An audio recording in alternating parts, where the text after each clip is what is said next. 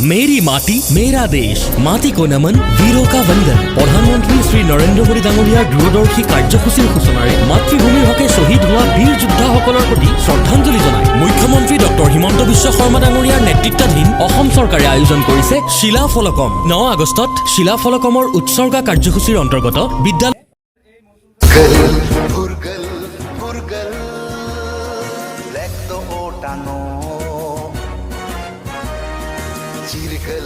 चिरगल चिरदही पीड़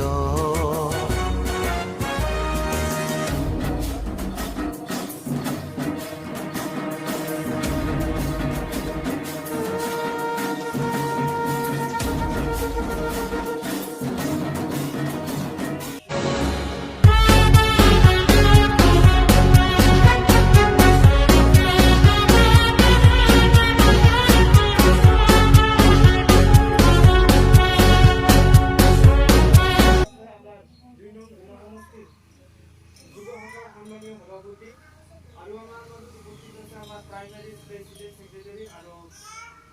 विभिन्न दलीय बीजेपी इउटिएम दलर कर्मी और मेम्बार और विभिन्न सेल्फ हेल्प ग्रुपर आईमात्री और स्कूलर शिक्षागुरु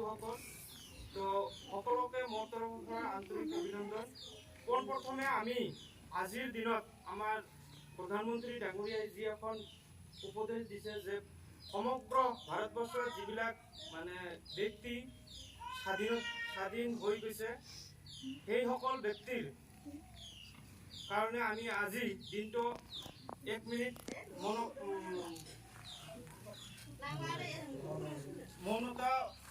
অবলম্বন করিম তো সকলে 1 মিনিট সময় আমি সাইলেন্ট থাকি আরম্ভ করো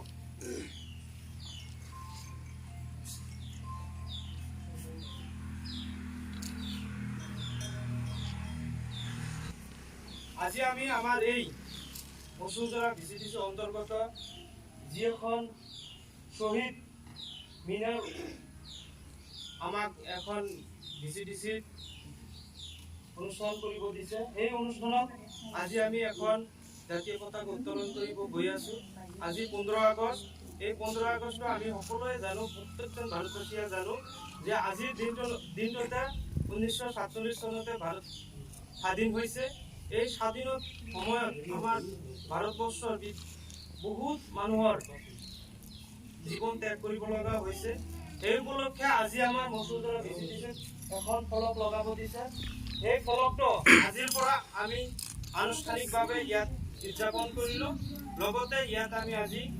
এখন স্বাধীনতা জাতীয় পতাকা উত্তোলন কৰিব গৈ আছো তো এই পতাকাখন উত্তোলন কৰাৰ কাৰণে আমাৰ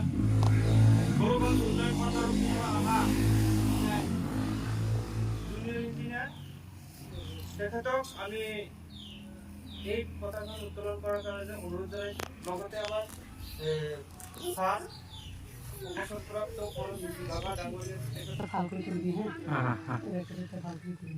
একদম ভাল আছে বাইদেউ মই কেমেৰামেন আছিলোঁ আগত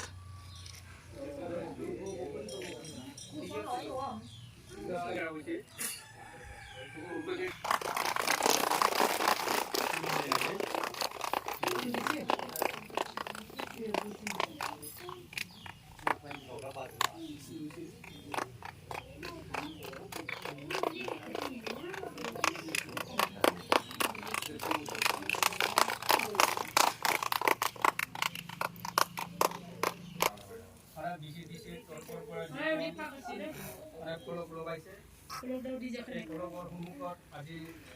15 আগষ্ট 2023 এই ফলকৰ সন্মুখতে থিয় হৈ এই আমাৰ জাতীয় পতাকাখন উত্তোলন কৰাৰ কাৰণে আজি সমবেত হৈছে ইয়াত সমবেত হোৱা আমাৰ বসুন্ধৰা ভিসিডিসি চেয়াৰমেন লগতে বসুন্ধৰা ভিসিডিসি সদস্য সদস্যসকল লগতে আমাৰ গৌৰবন উন্নয়ন খণ্ডৰ অভিযন্তা আৰু লগতে আমাৰ এই স্কুলৰ কোন কোন ল'ৰা ছোৱালী আৰু লগত আমাৰ এই অঞ্চলৰ ৰাইজ আমাৰ আজি স্বাধীনতা দিৱস কিয় পালন কৰিব লগা হৈছে যে আমাৰ ব্ৰিটিছৰ সময়ত আমাৰ ভাৰতখন ব্ৰিটিছে শাসন চলাইছিল তেতিয়া আমাৰ দেশপ্ৰেমীসকলে আন্দোলন কৰি 1947 চনত এই স্বাধীনতা লাভ কৰিছোঁ। সেইকাৰণে আমি প্ৰতি বছৰে 15 আগষ্টত এই পতাকাখন উত্তোলন কৰিব লাগে। সেইকাৰণে আজি আমি সকলো সমবেত হৈছোঁ। আজি এই সমবেত হোৱাত আমি পতাকাখন উত্তোলন কৰাৰ পিছতে আমি জাতীয় সংগীত গাব লাগে। এতিয়া আপোনালোকে সকলোৱে সাজু হওক, আমাৰ ৰাষ্ট্ৰীয় সংগীত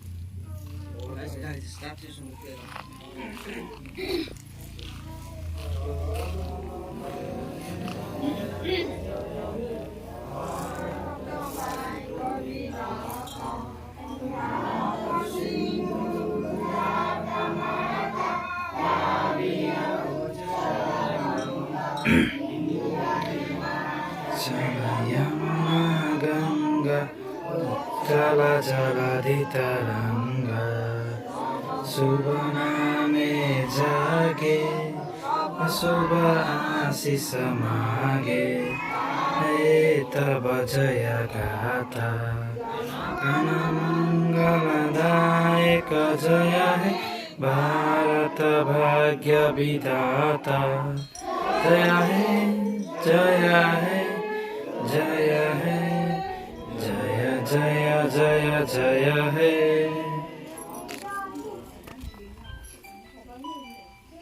मेरी माटी मेरा देश माटी को नमन वीरों का वंदन प्रधानमंत्री श्री नरेंद्र मोदी डांगरियार दूरदर्शी कार्यसूचीर सूचनारे मातृभूमिर हके शहीद हुआ वीर योद्धाসকলৰ प्रति श्रद्धांजलि जनाय मुख्यमंत्री डॉक्टर हिमंत विश्व शर्मा डांगरियार नेतृत्वाधीन অসম চৰকাৰে আয়োজন কৰিছে শিলা ফলকম 9 আগষ্টত শিলা ফলকমৰ উৎসৰ্গা কাৰ্যসূচীৰ অন্তৰ্গত বিদ্যালয় প্ৰাংগণত শহীদ বীৰসকলৰ স্মৰণৰ বাবে স্মৃতি ফলক উৎসৰ্গিত কাৰ্যসূচী সুকলমে সম্পন্ন কৰা হ'ল 9 পৰা 15 আগষ্টলৈকে পঞ্চসংকল্প আৰু সেলফি কাৰ্যসূচীৰ জৰিয়তে দেশ মাতৃৰ বাবে পণ লৈ মাটি তথা মাটিৰ চাকি হাতত লৈ সেলফি আপলোড কৰা 9 পৰা 14 আগষ্টলৈকে বহুধা বন্ধন কাৰ্যসূচী ইয়াৰ জৰিয়তে প্ৰতিখন গাঁও তথা অমৃত উদ্যানত দীৰ্ঘজীৱী বৃক্ষৰ ৭৫টাকৈ গছপুলি ৰোপণ 13 আগষ্টত দীঘলী পুখুৰীৰ পাৰত প্ৰথমবাৰৰ বাবে অসম আৰক্ষীৰ কুচকাৱাজ 14 আগষ্টত 1947 চনৰ ভাৰতৰ বিভাজনৰ সময়ৰ ভুক্তভোগী লোকসকলৰ স্মৃতিত বিভাজন বিভীষিকা স্মৃতি দিৱস পালন কৰা হ'ব 15 আগষ্ট তাৰিখে সশস্ত্ৰ জোৱান আৰু তেওঁলোকৰ পৰিয়ালবৰ্গক সন্মান প্ৰদানেৰে পালন কৰা হ'ব